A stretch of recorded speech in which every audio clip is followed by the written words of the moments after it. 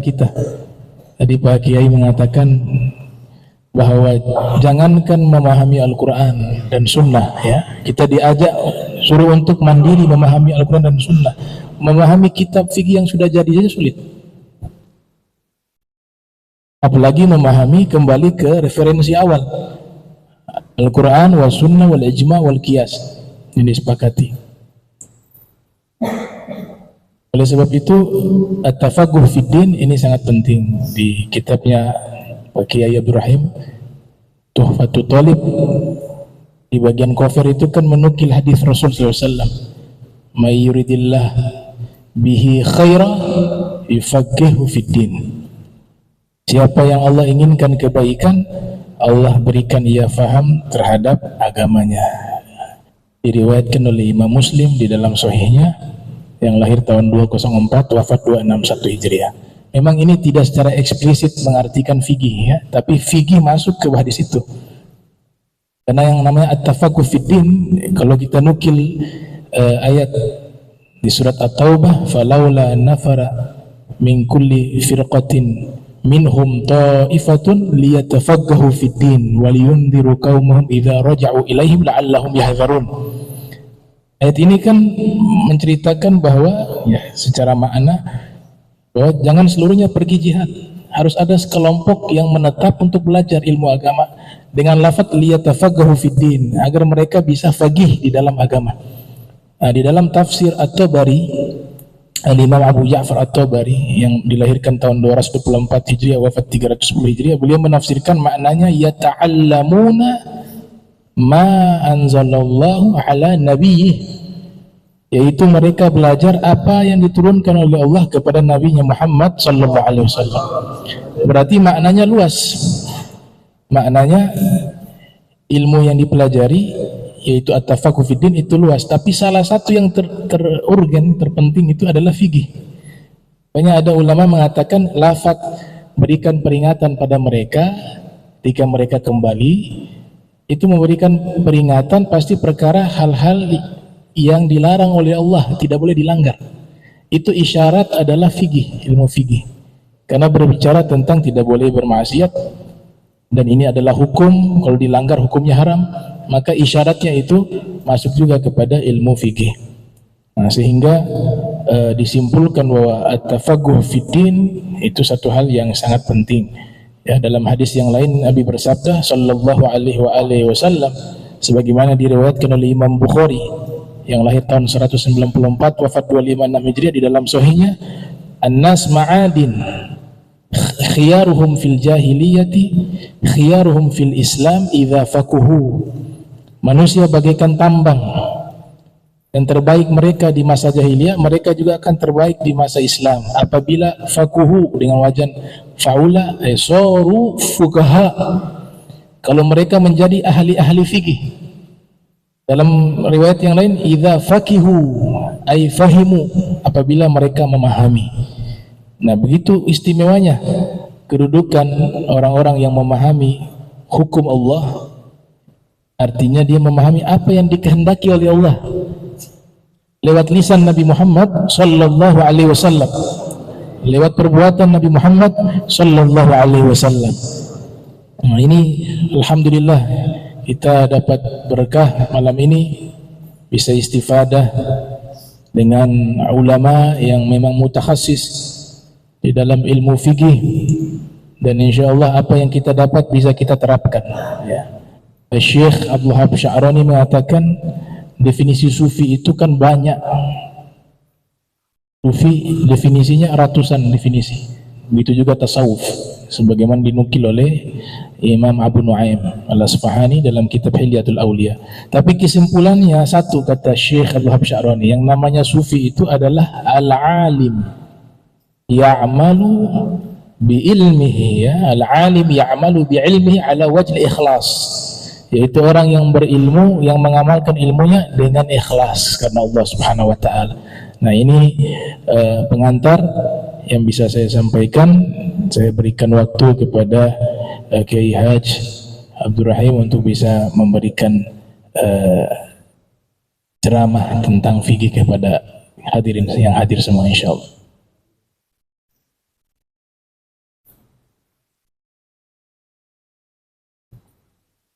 Assalamualaikum warahmatullahi wabarakatuh. Waalaikumsalam warahmatullahi wabarakatuh. Bismillah, alhamdulillah wa kafa, assalatu wassalamu ala nabiyyihil mujtaba wa ala alihi wa ashabihi wa tabi'ina lahum bisanin ila yaumil qiyamah, amma ba'dah.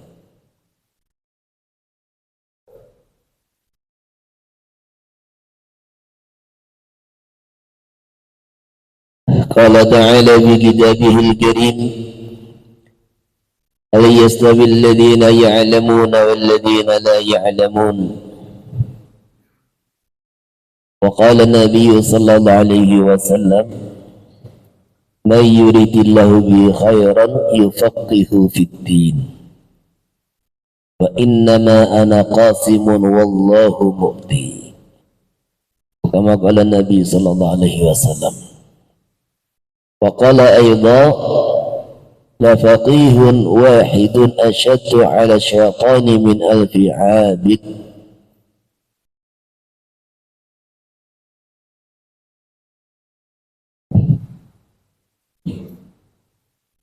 Habib Abdurrahman, semoga Allah mengekalkan barakahnya kepada umat Islam. Amin. Allah menjaganya zahir dan batin. Allah selalu membimbingnya. Juga para habaib, para asatidzah yang semoga dijaga oleh Allah, dibimbing oleh Allah, juga diluaskan rezekinya oleh Allah Ta'ala, dijadikan asbab kebaikan seluruh penjuru dunia. Para santri-santri akramakumullah, semoga Allah pilih kalian menjadi orang-orang yang menyebarkan agama Allah. Amin. Jadi kalau kita mengupas hadis yang disampaikan Al-Habib tadi, may yuridillahu bi khairan yufaqihu fid-din. Barang siapa yang Allah kehendaki khairan. Khairan di sini nakirah. Dan khairan itu kalimah mustarak, bisa diartikan harta dunia, bisa diartikan agama. Dan kata Imam Syafi'i radhiyallahu an, kalimah mustarak itu ketika bisa dalam satu waktu diartikan atas semua maknanya, kedua maknanya atau semua maknanya, maka sebagai bentuk kehati-hatian harus diartikan semua. Ini kaidah usul fikihnya Imam Syafi'i. Di Al-Quranul Karim, khair ini bisa diartikan harta. Kutiba alaikum idza hadara ahadakumul mautu in taraka khairanil wasiyatu lil walidaini wal aqrabin. Khairan di sini artinya harta. Wa innahu li hubbil khairi lasyadid. Al khairi di sini harta. Sesungguhnya manusia ini sangat mencintai harta dunia. Tetapi dalam ayat lain, faman ya'mal mithqala dzarratin khairan yarah. Khairan di sini artinya agama, amal agama. Dalam ayat kitabah, walladzina yabtaguna alkitaba mimma malakat aymanukum fakatibuhum in alimtum fihim khaira. Imam Syafi'i radhiyallahu anhu mengartikan khairan di sini dua-duanya. Budak-budak kalian yang memohon kepada kalian akad kitabah, maka fakatibuhum, kabulkanlah permohonan kitabah mereka dengan syarat in alimtum fihim khaira. Kalau kamu meyakini dalam diri mereka ada khairan, satu, memang sudah terbiasa mendapat penghasilan, mencari penghasilan, biasa kerja. Orang kalau disuruh cicil, jadi dalam fikih itu ada namanya akad kitabah. Seorang budak siap menebus dirinya kepada tuannya dengan membayar cicilan 4 kali, 5 kali, dia lunasi, merdeka. Lah budak ini kalau tidak terbiasa kerja, nggak terbiasa mendapat penghasilan, bagaimana mau membebaskan atau menjiwa cicilan kepada tuannya? Yang kedua, khairan diartikan amanah. Orang punya uang, punya duit, kalau nggak punya amanah diselewengkan. Kayak santri ini dikirimi duit orang tuanya, nggak dibayarkan, nah gitu. Lah budak selepas dia ini akad kitabah dengan tuannya, terkadang ada uang tapi nggak dibayar cicilan. Maka khairan di sini diartikan oleh Imam Syafi'i dua-duanya. Budak yang dia ini punya harta, bisa mendapat penghasilan, punya pekerjaan, dan yang kedua punya sifat amanah, ladina liman la amanatalah. Maka begitulah hadis ini. May yuridillahu bi khairan, kata para ulama, khairan yang sempurna. Orang siapa dikehendaki Allah, iradah dikehendaki Allah, kebaikan yang sempurna. Apa itu kebaikan yang sempurna? Ya baik dunianya, ya baik akhiratnya. Maka Allah fahamkan agama. Nah, di antara orang tua akan paham agama, ikut manhaj orang-orang dulu, orang ini digerakkan untuk belajar kepada orang-orang yang ahli agama. Sebagaimana orang mau jadi dokter, masuk fakultas kedokteran. Mau jadi ahli teknik, ya masuk fakultas kuliah teknik gitu. Mau jadi ahli hukum, masuk fakultas hukum. Maka ketika Allah menghendaki kebaikan yang sempurna kepada sebagian hambanya, Allah gerakkan tuh hambanya mendatangi para ulama, mendatangi orang-orang yang faham agama untuk belajar agama. Nah sekarang ini Allah SWT telah mendatangkan kalian di pondok pesantren yang barokah ini. Mudah-mudahan ini tanda Allah menghendaki kebaikan kepada kalian semua. Ini takdir Allah, iradah Allah, kudrat Allah. Kalau bukan Allah mencintai kalian, mungkin sekarang sudah sekolah-sekolah di sekolah umum sana. Pikirannya pikiran dunia, cita-citanya cita-cita dunia, kumpulannya orang-orang ahli dunia. Berapa banyak orang yang seumuran dengan kita ini, ya sekarang itu sibuk dunia, bicara dunia, belajar dunia, cita-cita dunia. Dan di tengah masyarakat yang kebanyakan itu sedikit untuk pikir agama, maka Allah pilih kita semua datang ke pondok pesantren, belajar kepada para ulama. Ini satu tanda Allah berarti menghendaki kita ini mau menganugerahkan kebaikan-kebaikan yang tidak terkira. Allahumma amin. Ini poin pertama. Kemudian poin kedua, jadi sebagaimana tadi disampaikan oleh Al-Habib, bahwasanya segala sesuatu punya manhaj. Orang yang datang ke pondok ini sudah ada tanda-tanda kebaikan, tetapi berhasil apa tidak, lah disitulah terserah kita ini, apakah kita ini akan sungguh-sungguh atau tidak, apa kita akan menjaga itu manhaj ta'allum atau tidak. Maka Imam Syafi'i radhiyallahu anhu beliau mengatakan di antara tanda keberhasilan orang belajar itu ada 6. Ada 6 syarat orang sukses dalam belajar agama. Bukain wa hirsin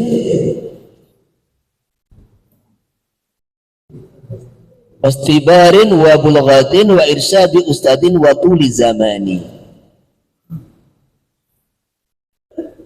Jadi buka, orang itu harus punya kecerdasan. Kecerdasan itu ada yang asli, bahwa Allah beri sejak lahir, IQ memang cerdas tinggi. Ada orang itu yang cerdas karena ada usaha. Maka kalau di antara kita ini sejak lahir sudah cerdas, alhamdulillah. Kayak Imam Syafi'i radhiyallahu anhu itu setiap mendengar satu perkataan tidak akan pernah lupa. Maka kata guru saya, Imam Syafi'i itu kalau ke pasar disumbat telinganya. Di pasar itu kan semua orang bicara, iklan, tawaran-tawaran dunia. Beliau kalau masuk pasar telinganya ditutup, khawatir kalau suara-suara itu masuk ke telinganya, masuk ke dalam hatinya. Kenapa imam menutup telinganya? Karena saya khawatir itu iklan-iklan dunia masuk ke dalam hati saya. Karena saya ini setiap dengar langsung hafal. Jadi kalau kita ini mungkin IQ-nya masih kurang, nanti minta amalan sama Habib itu ada kok, itu amalan-amalan cerdas itu ada. Ada namanya di Temuro sholawat ilmu. Nah, jadi ini pengalaman orang yang mengawalkan sholawat ilmu itu berapa bulan atau mimpi otaknya itu dipecah gitu. Nah, langsung cerdas. Macam-macam ini amalan. Maka kecerdasan itu ada yang asli memang sejak lahir, ada yang diusahakan. Di antaranya yang diamalkan di pondok kita yaitu sholawat ilmu. Nanti biasanya kalau santri istiqomah baca itu dimudahkan menghafal apa yang pelajaran-pelajaran diajarkan oleh guru-guru kita. Yang kedua, ada hirsun, semangat yang tinggi dalam belajar itu. Nah, bagaimana supaya kita ada semangat tinggi? Di antaranya membaca fadilah-fadilah ilmu. Kata Imam Al-Ghazali, sudah cukup ilmu itu sebagai kemuliaan ayat da'iyahu kullu ahad. Jadi ilmu itu sudah cukup sebagai kemuliaan, semua orang mengaku ahli ilmu. Tapi dan sudah cukup kebodohan itu satu kehinaan. Setiap orang tidak mau dikatakan bodoh. Maka ilmu ini, agama ini, siapapun memiliki, dia akan dimuliakan oleh Allah SWT. Baca sejarah para ahli ilmu. Kita kenal siapa namanya, Bilal bin Rabah kan gitu kan. Orang Afrika, kulit hitam. Karena ilmunya, karena takwanya dimuliakan oleh Allah, sehingga beliau kemana saja itu dicintai. Ada lagi namanya Atha bin Abi Rabah. Ini ulamanya Mekah, muridnya Abdullah bin Abbas. Dari segi fisik beliau kecil, orangnya hitam, tetapi ini muridnya Abdullah bin Abbas ini yang dikatakan Al-Bahar, ini lautan ilmu. Dulu budaknya kemudian dimerdekakan dan menjadi murid seniornya. Maka Syekh Atha ini kalau beliau duduk di Mekah, ada di Mekah, seluruh ulama Mekah tidak berani berfatwa. Ini mulianya Imam Atha ini.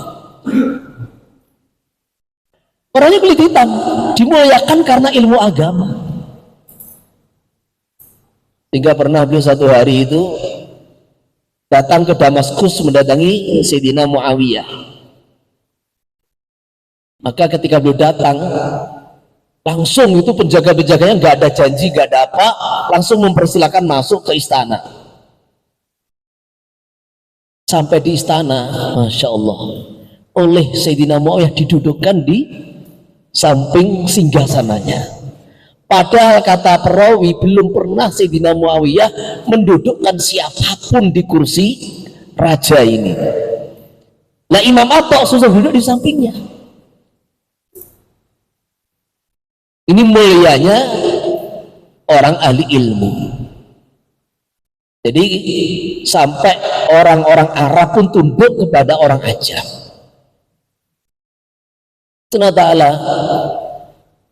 Maka ini Imam Al-Ghazali, Masya Allah ya. Semangat. Suatu hari ada cerita ini, Imam Ghazali itu masih muda, dalam perjalanan atau dirampok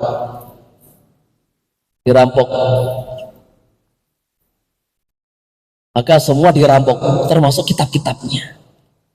Imam Ghazali merengek setengah nangis, silahkan ambil semua harta saya, kitab saya jangan. Maka kepala perampok itu pimpinannya mengatakan, lah emangnya kenapa ini satu kantong tidak bisa saya ambil, itu ada kitab-kitab saya, disitulah ilmu saya. Maka ketua perampok itu tertawa ngakak gitu, alah tokang kan Jawa kan gitu kan, al ilmu fis sudur la fis sutur, kata pimpinan perampok ini. Jadi menasihati Imam Ghazali yang masih muda itu, Tuan, ilmu itu di hati bukan di tulisan. Tapi akhirnya dikasihkan oleh ketua perampok, udah ini nggak saya ambil, kamu bawa. Apa yang diperbuat Imam Ghazali ini satu pelajaran penting. Nasihat kepala perampok itu, ilmu itu dihafal bukan ditulis. Ilmu itu di hati bukan di tulisan. Maka sepulang dari kejadian itu Imam Ghazali menghafal seluruh kitabnya dalam masa 3 tahun. Semangat dihafal. Selepas dihafal, beliau katakan, sekarang kalau kitab saya dirampok gak apa-apa. Jadi ini Imam Ghazali belajar sungguh-sungguh sehingga beliau jadi pimpinan ulama di zamannya. Di Baghdad tidak ada orang lebih alim melebihi Imam Al-Ghazali, Hujjatul Islam, hafal ratusan ribu hadis. Ini ada lagi ulama namanya Abu Ishaq As-Sirazi yang mengarang Muhadzab itu, beliau bercerita bahwa kebiasaan beliau setiap satu masalah ditakror 200 kali. Jadi kalau kita ini ngaji kitab fikih itu kan ada banyak masail kan, ada banyak masail. Contohnya satu masalah, air itu ada 4 macam, ada tohir mutohir. Lah apa definisi air tohir mutohir diuraikan? Nah, itu kebiasaan beliau satu masalah dalam qadiyah fikih. Kalau terjadi seperti ini hukumnya begini, terjadi seperti ini hukumnya begini, alasannya ini. Nah, itu diulang-ulang satu masalah 200 kali. Jadi menunjukkan bahwasanya Imam Abu Ishaq itu tidak secerdas Imam Syafi'i yang sekali dengar langsung hafal. Sehingga beliau belajar kepada Imam Malik sebelum belajar Muwatta, kitab Muwatta sudah hafal. Ada ulama itu yang dia ini hafalannya ya medium-medium saja, tapi karena punya kesemangatan di dalam takror, jadilah ulama besar. Ada lagi cerita yang saya terkesan ini, Bibi. Al-Qafal. Jadi Al-Qafal itu ada 2, Qafal Al-Kabir yaitu Qafal Asy-Syazi dan Qafal As-Saghir, Qafal Al-Marwazi. Ini ada cerita. Al-Qafal itu adalah julukan beliau ini, memang pekerjaannya membuat kunci. Nah, Qafal Al-Kabir ini, Asy-Syazi ini ahli tafsir, ahli hadis, ahli usul fikih. Suatu hari membuat kunci yang kecil gitu. Maka kunci yang kecil itu jadi familiar sak kota itu, dikagumi semua orang sak kota. Dikagumi. Nah, di waktu itu Qafal As-Saghir Al-Marwazi masih belum mondok. Umurnya yang masyhur 40 tahun, satu riwayat 30 tahun sudah. Membuat kunci lagi lebih kecil. Memang kerjaannya Al-Qafal, Sani'ul Quflah. Tetapi tidak ada orang menggubrisnya, tidak ada orang menanggapinya, tidak ada orang mengaguminya. Maka curhat kepada teman ngopinya, teman duduknya gitu. Ini Syekh Qafal ini buat kunci sak negara mengagumi. Nah ketika saja ini buat kunci yang lebih kecil, mestinya kan orang lebih kagum, tidak ada orang mengapresiasi. Maka diingatkan sama temannya, mereka kagum bukan pada kuncinya, kagum karena keilmuannya. Oh gitu ya? Iya. Langsung ditinggalkan pekerjaan buat kunci, mondok. Sehingga beliau mulai mondok umur 40 tahun. Kepada seorang ahli fikih di zamannya, sampai tingkatan tidak ada di zamannya orang yang lebih itqan, lebih bisa terpercaya dalam meriwayatkan mazhab Syafi'i melebihi Imam Qafal As-Saghir ini. Padahal mondok baru sudah umur 40 tahun. Jadi ketika ada kesungguhan, orang tuh ada kesungguhan belajar. Walaupun masuk pondok ini sudah 30 tahun, masuk pondok 40 tahun, jadi ulama besar di zamannya. Maka ini pelajaran bagi kita. Tidak cukup sekedar cerdas, harus ada hirs, kesungguhan di dalam mencari, menuntut ilmu agama. Insyaallah. Insyaallah. Kemudian apa itu namanya? Sabar. Memang kita ini perlu sabar. Jadi untuk supaya kita ini mendapat kemuliaan ilmu ini perlu sabar dengan semua ujian. Santri itu ujian macam-macam. Ada diuji bekalnya kurang, ada diuji badannya sakit-sakitan, ada yang diuji terkadang sering dibully teman. Nah, ini ujian semua. Ujian untuk menggagalkan kita di dalam menuntut kemuliaan indallah, menjadi orang yang mewarisi warisan para nabi, para rasul. Maka selama mondok itu apapun ujian yang ada, apapun rintangan yang ada, ini harus kita lewati. Nggak usah terlalu digubris. Fokus saya adalah belajar. Maka ada cerita. Dengar di sini kayaknya saat ini nggak boleh bawa HP, Beb. Dulu sore yang diceritakan gitu. Ada santri, dia ini selalu masuk pondok, terus beli kotak kardus. Zaman dulu nggak ada HP, maka setiap ada surat dari rumahnya masukkan kotak. Ada surat masukkan kotak. Nggak dibuka, tidak dijawab. Dibiarkan. Karena apa? Kalau masalah-masalah di rumah saya dikirim ke pondok, saya tidak fokus dalam belajar agama. Sehingga sampai numpuk satu kotak besar gitu. Selepas wisuda, udah lulus, the best, menjadi orang alim, maka dibuka nih kotak surat yang sekitar 10 tahun itu. Isinya kematian, innalillah, kabar gembira, alhamdulillah, ya gitu aja isinya ya. Jadi makanya santri ini, kenapa di sini tuh tidak boleh ada HP, nggak boleh ada berita-berita luar, supaya fokus. Maka ini perlu kesabaran. Wabil ghadin, memang mondok ini perlu biaya. Jadi sampaikan kepada orang tua, setiap 1 rupiah yang dikirim ke pondok dinilai seperti uang yang dibelanjakan fisabilillah.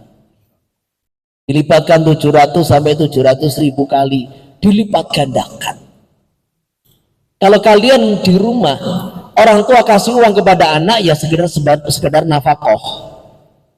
Tetapi kalau Anda itu di pondok pesantren, maka sampaikan kepada orang tua, Pak, bahwa uang yang Bapak kirim ke pondok bukan dihitung hanya sebagai nafkah, tambah plus dihitung sebagai perjuangan di jalan Allah, membela agama Allah.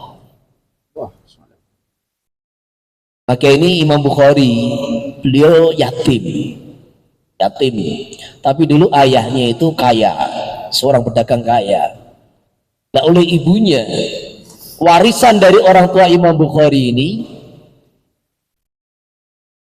jadi warisan dari orang tuanya ini habis digunakan untuk biaya menuntut ilmu agama ke berbagai negara. Sehingga itu padahal warisan itu kalau dirupiahkan itu miliaran gitu. Jadi ada satu cerita, gurunya Imam Malik itu, ya, siapa namanya itu? Yang cerita yang orangnya berjuang 30 tahun itu, ayahnya. Jadi di zaman sahabat itu ada seorang sahabat berjuang di jalan Allah itu bukan 40 hari, bukan 4 bulan, 30 tahun. Dakwah itu 30 tahun nggak pulang. Nah istrinya ketika ditinggal itu hamil, terus lahir, kemudian dipondokkan kepada satu ulama dibiayai. Di situ orang tuanya itu punya peninggalan kalau nggak salah itu 30.000 dirham. Pokoknya tuh berapa miliar gitu. Bukan peninggalan, punya harta. Nah, selepas pulang dakwah 30 tahun duduk di Madinah, maka seorang pemuda yang ngaji menyampaikan apa itu ilmu agama, hadis Nabi, tafsir, berbagai macam ilmu diajarkan. Maka terkagum-kagum ini sahabat ini. Alangkah senangnya ya, seumpama saya punya anak kayak dia. Maka menangislah ini sahabat tadi. Lepas gitu pulang ke rumah, ketuk pintu, Assalamualaikum. Lah yang buka ternyata ulama tadi. Marah, kamu siapa? Kamu siapa? Engkar itu. Jadi kok di rumahnya ada laki-laki lain yang ternyata adalah ulama yang tadi ngajar di Masjid Nabawi. Nah, ternyata ibunya datang melerai, udah masuk, saya jelaskan.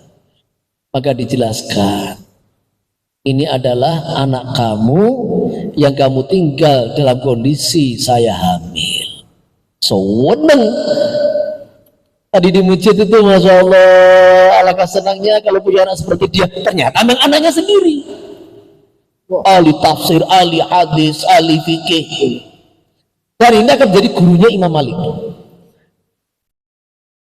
Maka tercerita, Bu, itu yang dulu uang tak tinggal di berangkas itu kemana? Habis, marah lagi. Jangan marah dulu.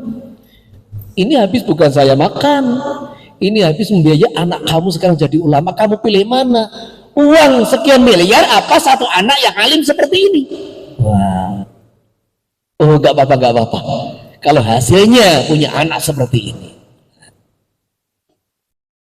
Jadi jangan ada orang tua itu terkadang miris kita dengar. Kalau untuk kuliah dunia berapapun dibiayai. Kalau sudah untuk mondok minta keringanan terus. Masih dikasih diskon kurang lagi.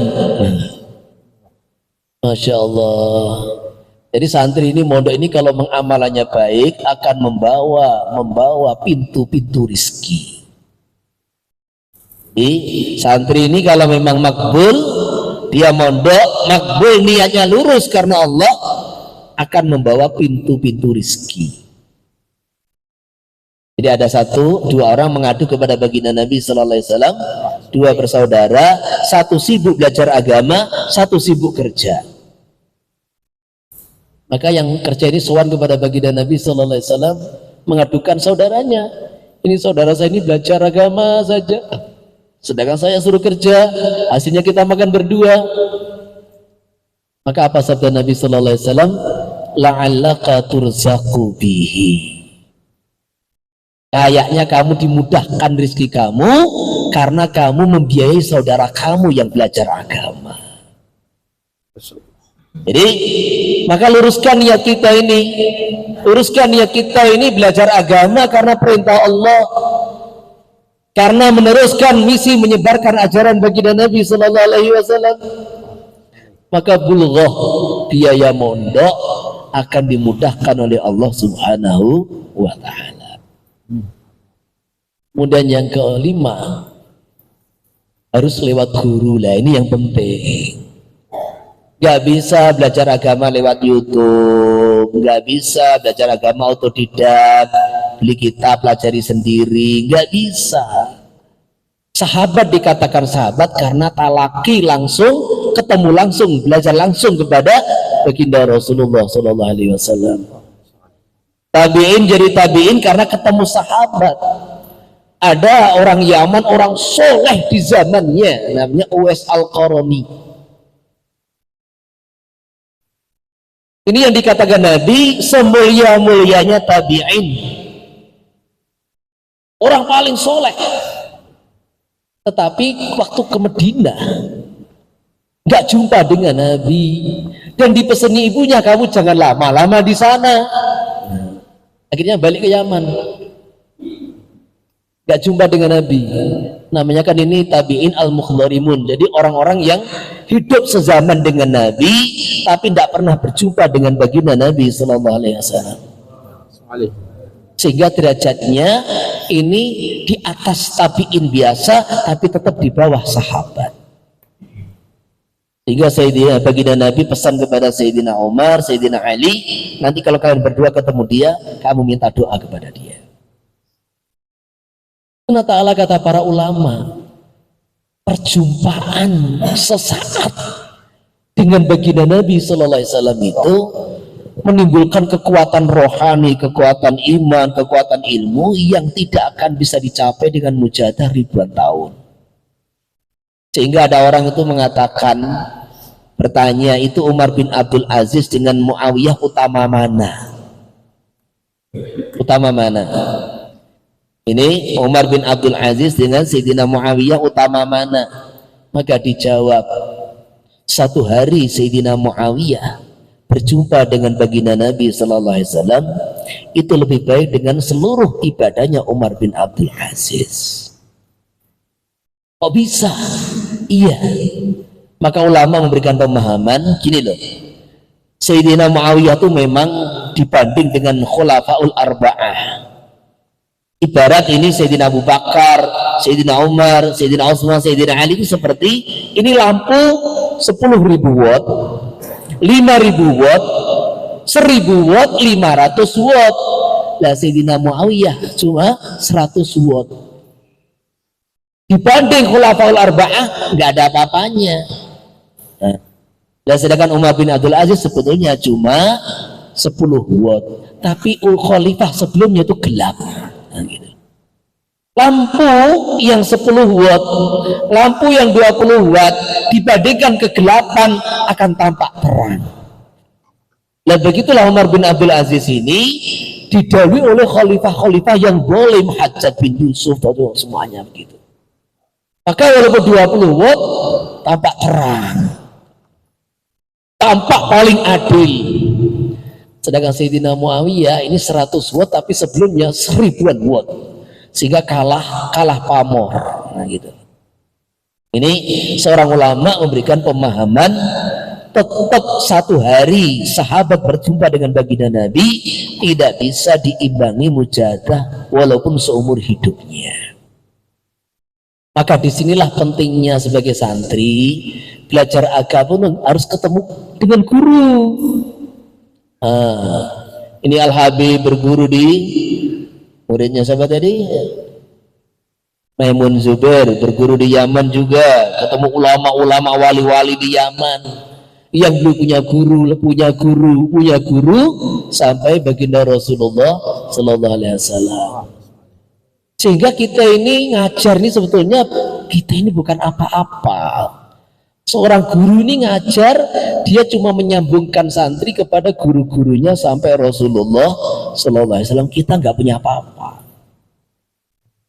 Tapi saya punya kunci, punya kunci yang menyambungkan kepada guru kita, masyayikh kita sampai Nabi.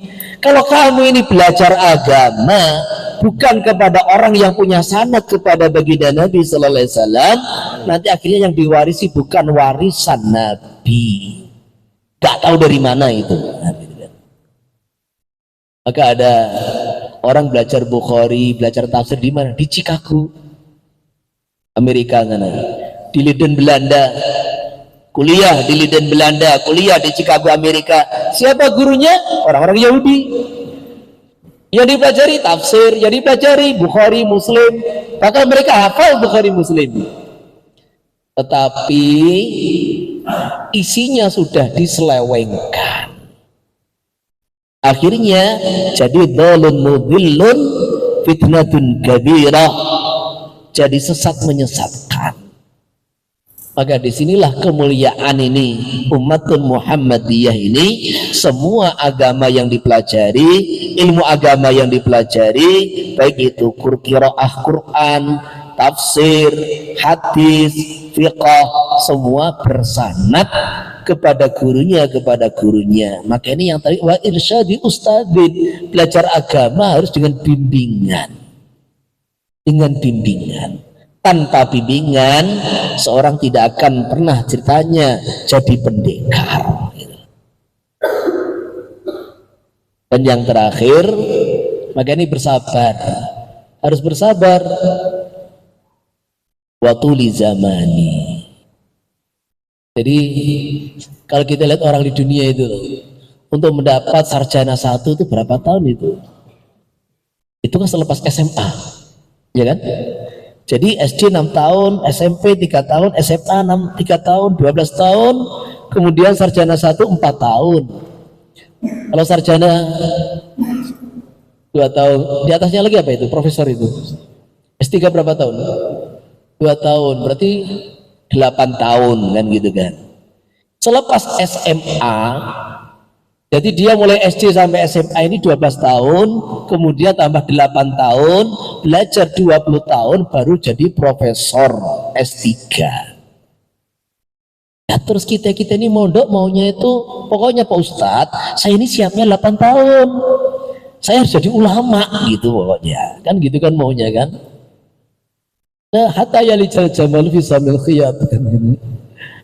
Jadi Imam Syafi'i yang begitu cerdas, ini belajar bahasa Arab. Beliau lahir di Arab, lahir di Gaza, bahasanya Arab. Kemudian 2 tahun pindah ke Mekah. Orang Mekah, tinggal di Mekah. Beliau belajar nahwu bahasa Arab itu di Bani Hudayl 10 tahun. Belajar kepada Imam Malik 10 tahun. Coba. Ini orang Arab belajar nahwu itu 10 tahun. Maka jadilah ulama Imam Syafi'i. Jadi kita ini kalau ingin jadi orang alim terserah guru kita. Kalau dikatakan lulus ya lulus, kalau suruh ngulangi ya ngulangi. Abdullah ibnu Umar radhiyallahu an, dalam beberapa riwayat diceritakan beliau ini belajar surat Al-Baqarah, tafsirnya surat Al-Baqarah itu 12 tahun. 12 tahun. Jadi makanya di sini berapa tahun Ustaz? 6 tahun, Masya Allah. Lepas dari sini arahkan kemana? Ya. Jadi nanti di luar sana itu ada yang pelajaran lebih tinggi lagi. Maka santri itu jangan di sini 6 tahun lulus terus qanaah sudah. Kita harus semangat. Kita harus semangat. Nanti ada yang kurikulum lebih tinggi di Temboro itu ada program 10 tahun. Nanti mau mondok lagi di Darul Aqaf, Aqaf ya. Ada fakultas syariah di sana, di Darul Aqaf di Yaman sana, atau di mana terserah. Yang penting itu Ahlussunnah wal Jamaah kan gitu kan. Sehingga kita ini belajar agama jangan tanggung-tanggung. Tanggung-tanggung itu istilahnya mateng nggak mateng, mentah ya nggak mentah. Dikatakan orang awam ya dia pernah mondok, dikatakan orang alim ilmunya nggak mateng. Nah itu jadinya repot. Nah, makanya ini ustadz-ustadz sendiri ini kita tekankan, walaupun sudah ngajar jangan berhenti untuk belajar. Sehingga sebetulnya di pondok pesantren ini ya santri duduk di bawah, kita duduk di atas, sama-sama belajar. Cuma kita yang menyampaikan, santri yang dengar. Tapi sebetulnya sama-sama belajar. Karena ustadz kalau mengajar nggak persiapan juga nggak bisa. Sehingga ustadznya tambah alim, santrinya jadi alim. Dan ini perlu waktu yang panjang. Maka disitulah ceritanya para biogarafi para ulama itu meninggal di tengah-tengah karangan kitab yang belum selesai, meninggal di tengah-tengah program ngajar, menunjukkan bahwa ulama itu belajar agama, menyampaikan agama yang sampai meninggal dunia. Ya ini ustadz-ustadz, jadi jangan istilahnya itu ya pokoknya kita belajar terus. Maka disitulah orang itu terkadang memahami kitab fikih gitu. Kitab fikih itu kenapa ada qaul jadid, ada qaul qadim, kenapa satu orang itu kok pendapatnya beda-beda dalam satu masalah. Imam Syafi'i ada qaul qadim, qaul jadid, ada 3 pendapat dalam satu masalah yang sama. Itulah ketika seorang ulama itu selalu dalam ijtihad, dalam penelitian, akan selalu ada update hasil penelitian terbaru. Sehingga kalau Imam Syafi'i punya qaul jadid, ada qaul qadim, qaul jadid harus diunggulkan. Qaul jadid ada 2 pendapat, mana yang terakhir kalau diketahui riwayatnya, kalau enggak ashab akan mentarjih. Jadi kenapa satu ulama punya pendapat yang berbeda dalam masalah yang sama? Karena mereka selalu di dalam belajar dan belajar, menelaah dan lagi-lagi menelaah, mutolaah dan mutolaah, mengkaji dan mengkaji terus, sehingga terus ada penemuan baru. Nah, jadi seperti itu. Maka disitulah santri ini walaupun sudah ngajar harus tetap terus belajar dan belajar lagi dan belajar lagi, sehingga apa yang disampaikan tahun berikutnya lebih bermutu, lebih meningkat, lebih berbobot daripada yang disampaikan tahun-tahun sebelumnya. Maka tambah hari, tambah tua umurnya, tambah matang ilmunya. Mudah-mudahan ini sedikit yang kita sampaikan. Jadi kita ini ya kita sampaikan kaitan dengan secara umum, nggak apa ya? Ya, targib secara umum. Dan kemudian terakhir saya nyampaikan sedikit metode nih Ustaz. Karena kita pondok ini semua ilmu pakai bahasa Arab, kan gitu kan? Ini yang harus kita prioritaskan dipelajari bahasa Arab, ilmu nahwu, kan gitu. Ya, belajar nahwu itu santri biasakan, ini satu contoh aja. Ya, ustadznya, santrinya, setiap belajar satu materi maka langsung dipraktek. Contoh, ini belajar ada jurumiyah di sini. Jurumiyah, kan? Jurumiyah ini ada pelajaran namanya kalimah. Kalimah ada 3, isim, fi'il, huruf. Maka mata pelajaran selesai diajarkan, selesai diuraikan, selesai dijelaskan, santri diajari ini ada surat Ikhlas, ada surat Fatihah. Kamu cari surat Qul huwallahu ahad, Allahu samad, lam yalid wa lam yulad wa lam yakul lahu kufuwan ahad. Mana yang kalimah huruf, mana yang kalimah isim, mana kalimah fi'il. Diulang-ulang. Ini suratul Fatihah, bismillahirrahmanirrahim, mana yang ba, ini huruf, sim bismi isim, Allah isim, tandanya menerima harokat jar, kan gitu kan. Ar-Rahman Ar-Rahim keduanya isim, alnya huruf, Ar-Rahman Ar-Rahim isim karena menerima al. Nah, jadi latihan. Jadi mindsetnya santri latih. Ini ketika selesai satu materi pelajaran, setiap orang dilatih seperti itu. Tunjukkan, pisahkan satu kalimat ini mana isim, mana fi'il, mana huruf. Nah, nanti kalau sampai bafa'il juga begitu. Satu surat atau satu kata-kata di kitab fikih, ya, kamu tunjuk mana yang fa'il. Nah, bab na'at juga begitu, mana yang na'at. Nah, nanti Ustadz akan menilai ini benar 3, ini benar 10, ini benar anulah. Dengan begitu santri sudah terlatih nahwu menjadi malakah bagi dia. Nah, jadi nahwu jadi malakah, jadi dia menjadi sifat yang melekat pada dirinya. Dan fikih juga begitu. Fikih ini mutunuha khusunuha, matan itulah bentengnya. Maka ini kitab takrib yang diajarkan itu dihafal matannya. Ngajar anak kelas bawah jangan banyak uraian, tetapi dihafal. Jadi syarat wudhu ada 6, yang haram bagi orang yang hadas kecil ada 3, yang haram bagi orang junub ada 5, yang haram bagi orang yang haid ada 8. Ini pelajaran takrib. Pelajaran takrib saya masih ingat banget itu. Yang haram bagi orang yang hadas kecil 3, yang haram bagi orang junub 5, haram bagi wanita haid ada 8. Sudah, itu nanti ngaji kita berikutnya sama, tinggal pengembangannya saja. Maka ini kelas bawah ini matan harus dihafal dan diulang-ulang. Yo Arabnya hafal, terjemahnya juga hafal. Sehingga ini akhirnya ketika naik kelas berkembang. Tetapi ketika dari bawah tidak dibiasakan ilmu dihafal, kan gitu kan? Ilmu dihafal, maka segala sesuatu jadi sulit. Sekarang saya tanya, ada di sini yang hafal nisab-nisabnya zakat unta? Ya. Gak ada tuh? Ada? Kalau mau menikah lagi, siapa yang hafal 25 ahli waris dan 45 dawil arham? Padahal itu sebetulnya ilmu bisa dihafal tidak sampai 30 menit. Jadi ada poin-poin yang sebetulnya itu mudah ketika matan itu dihafal. Jadi contohnya lagi bab zakat, kan gitu kan? Bab zakat. Contohnya nisab kambing, nisab sapi, nisab unta. Itu angka-angka yang tidak berubah ila yaumil qiyamah. Contohnya nisab sapi berapa? 30 sama 40. Nah, jadi 30 sama 40. 30 itu sapi 1 tahun, 40 sapi 2 tahun, itu tok. Kemudian berikutnya setiap 30 ya 1 ekor sapi 1 tahun, setiap 40 1 ekor sapi 2 tahun. Jadi kalau 70 ya 1 tabi 1 musinah, gitu tok. Kambing juga begitu, hitungannya cuma 4 angka aja, 40, 121, 201, 400. Nah ini angka-angka ini kalau nggak kita hafal sampai kita lulus pondok juga nggak hafal.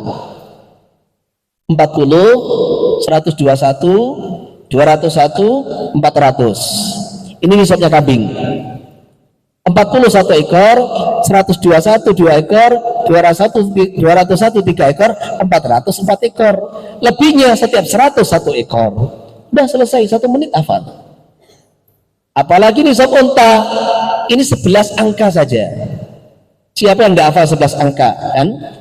5, 10, 15, 20, 25, 36, 46, 61, 76, 91, 121. Coba dihitung. 5, 10, 15, 20, 25, 36, 46, 61, 76, 91, 121. Yes.